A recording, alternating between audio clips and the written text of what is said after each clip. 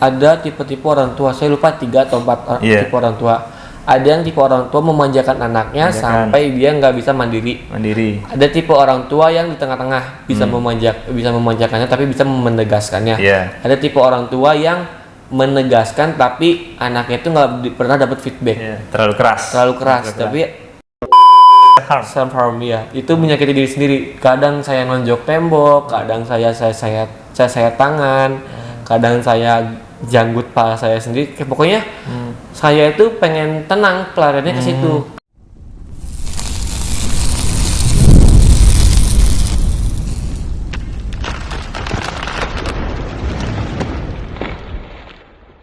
Kita mulai dari awal ya Pak.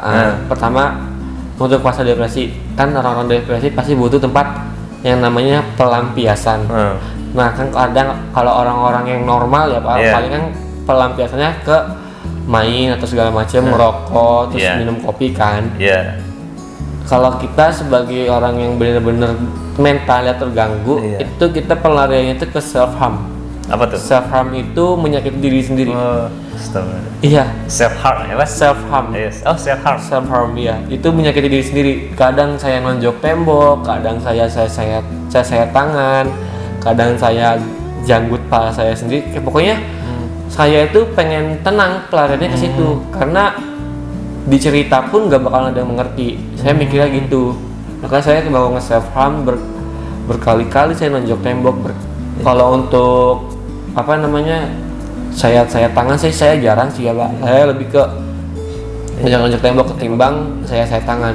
Kalau saya tangan mah kita langsung meninggal nanti. Enggak Pak. Enggak juga. Karena itu mah yang kalau dalam ya. Yang dalam. Kalau itu kan kalau bagi kita nih ya Pak, self harm untuk yang menyayat tangan tuh kita yang penting lihat darah aja baru tenang. Nah kalau untuk yang tonjok tangan yang penting kita ngerasain rasa sakit, jadi rasa sakit itu kita rubah untuk menjadi ketenangan.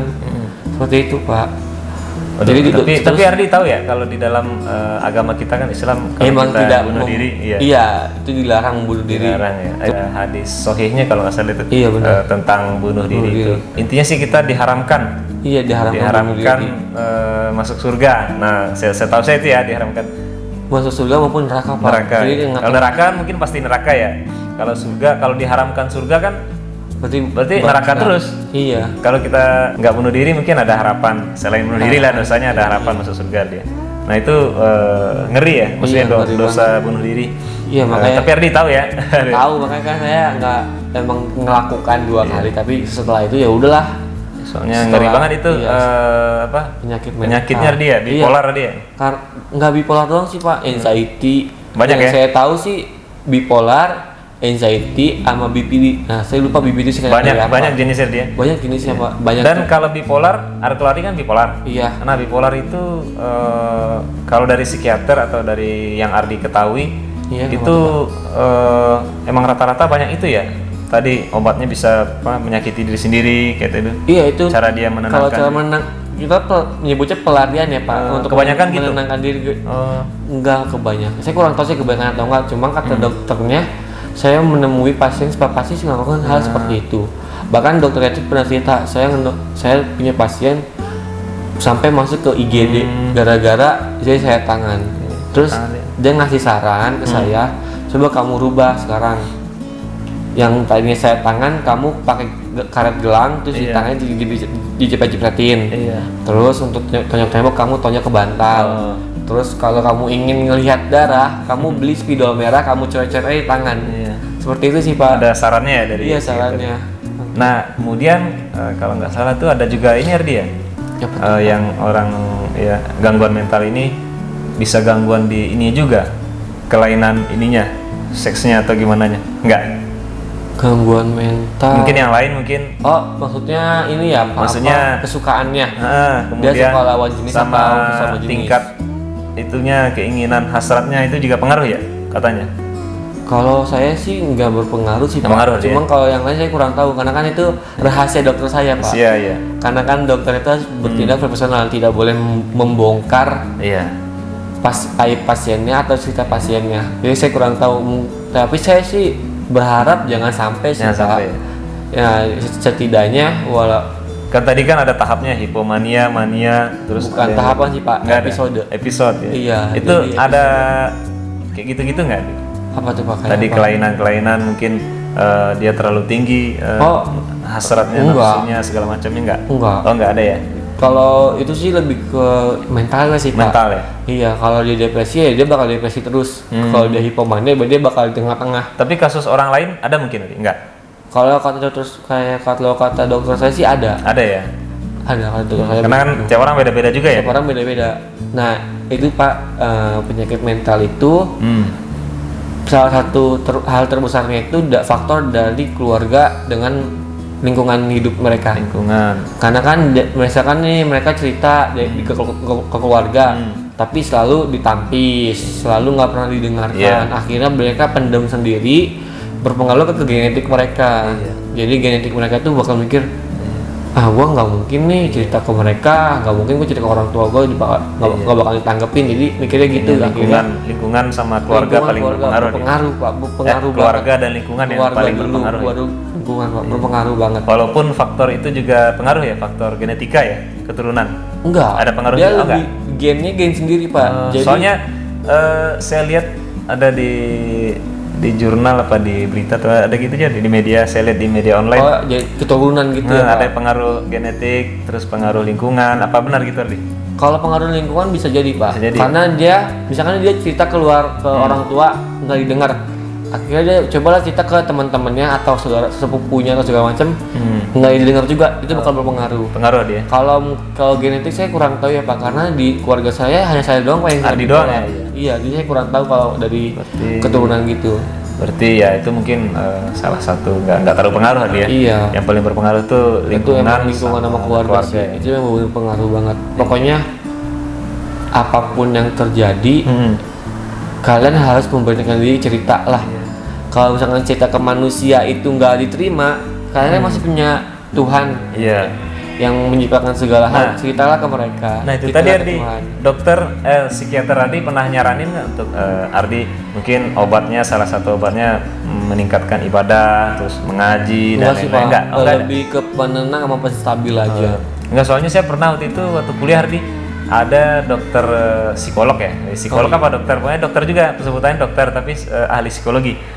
Nah itu dia beliau ya sudah almarhum, sering tuh Ardi kalau kita lagi stres, lagi ada masalah, selalu itu anjurannya zikir, ngaji. Nah apa pernah juga mungkin psikiater Ardi atau? Kebetulan saya kurang tahu sih Pak, psikiater dokter saya itu Kristen atau Islam, karena dia nggak pakai kerudungan. Oh Ardi belum tahu ya? Belum tahu, jadi belum ada kasih saran sih. Tapi dia saranin, ya sebisa mungkin kamu mendekatkan diri ke Tuhan, ke yang sama pencipta seperti itu sih Pak. Dia saranin seperti itu. Jadi ya udah saya emang saya ikut saran itu sih Pak. Nah itu dia, makanya saya nggak pernah lepas sih Pak. Pokoknya setiap saya mau tidur ya adalah surat yang saya baca, minimal surat aja. Iya benar, minimal satu lembar lah, kalau nggak satu surat satu lembar ya. Iya. Nah itu tadi saya dapat kesimpulan atau poin tuh tadi bagus tuh mungkin buat para orang tua tuh Ardi ya. Iya. Kalau bagi para orang tua yang punya anak, mungkin anaknya masih sekolah, remaja atau walaupun sudah dewasa. Nah, bukalah pintu untuk ngobrol lah dia. Ngobrol, dengerin curhatan anak gitu ya. Karena ketika anak ada masalah jangan sampai dia mendam sendiri. Betul banget Pak. Dan ini Pak, untuk orang tua itu kan saya baca buku nih Pak. Ada tipe-tipe orang tua, saya lupa 3 atau 4 tipe orang tua. Ada yang tipe orang tua memanjakan anaknya sampai dia nggak bisa mandiri. Ada tipe orang tua yang di tengah-tengah, bisa memanjakannya tapi bisa menegaskannya. Ada tipe orang tua yang menegaskan tapi anaknya itu nggak pernah dapat feedback. Terlalu keras. Tapi hal yang anak inginkan itu nggak tercapai. Jadi menurut saya sih lebih baik kita berada di tengah-tengah itu. Yang kita bisa memanjakannya dalam batas wajar, kita bisa memberikan memberi tuntutan juga dalam batas hal yang wajar. Iya benar Ardi, setuju tuh Ardi, karena memang di dunia nyata kan mungkin kebanyakan orang tua emang kadang keras ya. Keras, anaknya. iya. Kan yang kalau nggak memanjakan ya, tadi keras. Mengeraskannya Ya, dan tanpa memberikan feedback balik ke anak itu. Terlalu ada yang terlalu memanjakan, itu juga banyak. Ada yang terlalu keras itu juga banyak. Jadi sih. bisa kita lihat sendiri ya dia hasil didikan kalau orang tua. Jadi penting juga berarti intinya mungkin kalau kita ambil ke ininya, penting juga berarti pendidikan di keluarga dia. Sebenarnya kan lebih penting itu ya? di keluarga, Pak. Yang paling utama berarti paling utama tuh harus banget pendidikan keluarga. Kita harus benar-benar mengenal anak kita seperti apa, tingkah lakunya, kepribadiannya, terus emosionalnya. Kita benar-benar harus tahu tingkah laku anak kita sendiri. Jangan sampai kita manjakan dia bebas kemana saja, akhirnya ya amit-amit sampai kok ya kan zaman sekarang ke diskotik lah, minum-minuman itu jangan sampai karena terlalu dimanjakan. Hal yang untuk mengeraskan pun sama. Pasti mereka bakal lari ke pelarian kayak minum alkohol, diskotik gitu, main ke dunia malam juga. Itu pun pasti bakal terjadi sih. Ardi kan sekarang kuliahnya kan jurusan pendidikan agama Islam. Iya. Nah dia. Nah itu ada dipelajari nggak di tentang pendidikan di keluarga secara Islami gimana, kemudian pendidikan? Dipelajari sih. Pelajari dia. Pelajari banget. Kemudian psikologi dakwah, psikologi pendidikan ya. Psikologi pendidikan sih. Ada juga dia. Ada. Pelajari. Itu pasti mata kuliah wajib sih Pak. Menurut saya mungkin Ardi bisa difokuskan ke situ mungkin Ardi, maksudnya dipelajari ke situ lebih dalam ke situ. Saya sih insya Allah S2 mau ngambil ke psikologi pendidikan sih Pak. Kan Ardi juga mengalami hal seperti itu. Jadi saya pengen lulus keren ke situ. Seperti itu sih Pak. Karena kan ada Pak salah satu artis saya kalau nggak salah pernah dengar. Ada anakmu itu adalah titipan. Bukan bonekamu. Makanya anakmu titipan, berarti kan jatuhnya dia itu titipan kita. Ya kita harus apa yang dia mau tapi nggak kita turutin semua, tapi harus kita pilih-pilih. Ya kalau misalkan dia mau ke sekolah ini ya udahlah sekolah situ, tapi dilihat dulu kondisi lingkungan sekolahnya bagaimana. Menurut saya itu Pak. Terus kalau dia pengen misalkan naik ke atas meja, ya udah kita kasih dulu kebebasan. Tapi kalau dia merasakan jatuh, ujungnya pun dia nggak bakalan mau lagi. Jadi tahu rasa sakit. Rasa sakitnya itu menurut saya sih itu. Jadi benar pentingnya anak itu titipan ya. Kalau titipan ya harus kita jagain kan. Kita jaga. Kayak kita orang nitip barang yang berharga kan. Berharga kita jagakan.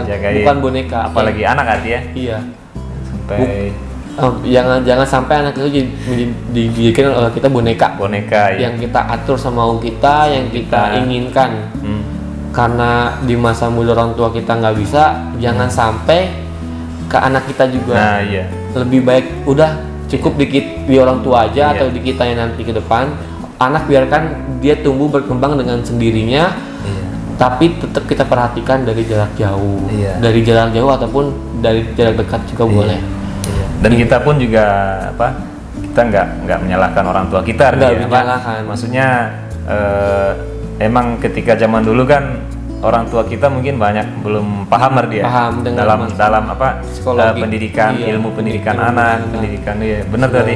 Kan ada juga tuh Pak hadis dari sahabat Nabi, saya lupa, yang intinya didiklah anakmu di zamannya, bukan didik anakmu di zamanmu. Itu yang saya sesuai dengan zamannya didiknya. Berarti sekarang kita lagi di zaman teknologi. Nah, kita kasihlah teknologi itu dengan HP, tapi kita perhatikan juga nih dia nonton apa, jangan sampai dia nonton yang berbau-bau dewasa, yang berbau-bau kekerasan juga. Ya, kita tuntun dia ke ngaji, tuntun dia ke tentang kisah-kisah Rasul dan para nabi itu. Kita harus tuntun sih, karena kan zaman sekarang nggak menutup kemungkinan kita bebaskan mereka juga. Mereka yang ada nanti nonton kekerasan. Kan banyak kasus itu Pak, yang nonton Spider-Man nyoba lompat segala macam, kan sampai ada yang meninggal dunia tuh gara-gara manjat-manjat nonjok orang juga. Kan Spider-Man berantem tuh. Makanya menurut saya sih penting sih pendidikan di keluarga dulu. Lebih penting pendidikan keluarga, baru kalau misalkan di keluarga dia udah mumpuni, barulah kita bisa keluar. Oke Ardi, ya luar biasa ya pembahasan kita tentang bipolar dia. Bipolar itu lumayan panjang juga, luas. Nah ini terakhir nih, kira-kira ada pesan apa Ardi untuk pemirsa PTDI TV Ardi tentang gangguan mental ini? Ardi punya tips dan triknya gimana? Kemudian tadi cara kita menjalani hidupnya gimana Ardi? Silakan Ardi. Kalau pesan dan kesan, mungkin pesan saya kesan dulu ya Pak. Kesan saya sebagai bipolar itu emang cukup berat, tapi saya bersyukur sih karena saya bisa tahu nih rasanya jadi orang yang punya penyakit mental. Pesan saya, cerita, luapkanlah kisah-kisahmu, luapkanlah amarah-amarahmu melalui zikir, ngaji, berdoa, terus bercerita kepada Tuhanmu, Sang Penguasa.